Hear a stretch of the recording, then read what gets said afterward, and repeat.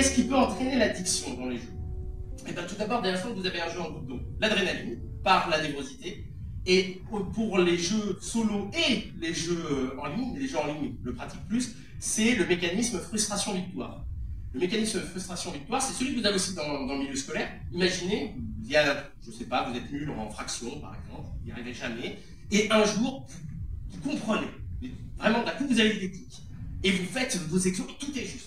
Vous allez ressentir une hormone du plaisir qui s'appelle l'endomorphine, c'est l'hormone de la récompense. Parce que vous avez une énorme frustration, vous n'êtes pas arrivé à faire la chose, et d'un coup vous êtes, waouh, ça y est, j'y arrive.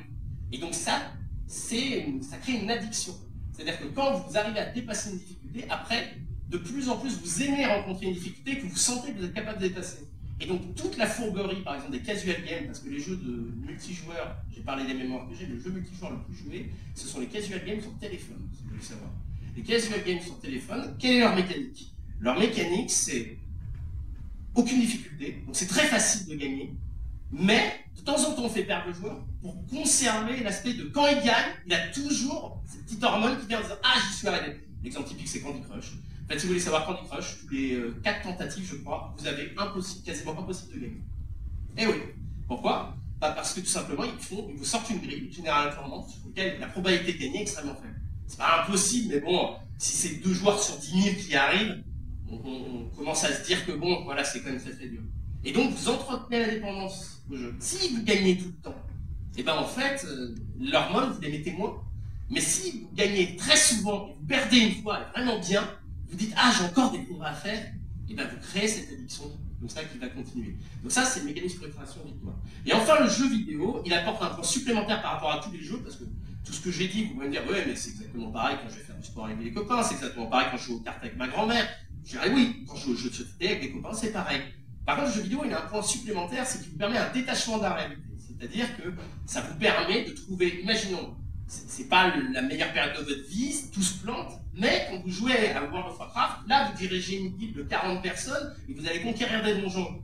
Et ben, du coup, ça vous permet de prendre une certaine distance en fait sur les plans de votre vie dans lequel vous vous sentirez bien là-dedans. Donc ça crée un mécanisme d'enfermement qui est supplémentaire. Mais attention, j'ai justement plus tard détaillé en expliquant est-ce que c'est une cause d'enfermement ou une conséquence. Et aujourd'hui, les études montrent que c'est plus une conséquence réellement du jeu vidéo qu'une cause. C'est-à-dire c'est des personnes qui s'isolent socialement, qui après vont avoir tendance à s'enfermer avec un outil. Donc ça peut être la lecture. Don Quichotte en est l'exemple, pour ceux qui connaissent le livre. C'est une personne qui s'enferme complètement dans la lecture, qui ne vit pas dans le réel, qui est dans l'irréel de la lecture, et qui un jour retourne dans le réel et qui n'en comprend rien de ce qu'il voit. Et ben le jeu vidéo c'est pareil, c'est une conséquence, c'est des gens qui cherchent à s'isoler, parce qu'ils ont des problèmes ou autre chose, et le jeu vidéo c'est l'outil idéal pour s'isoler. Bon.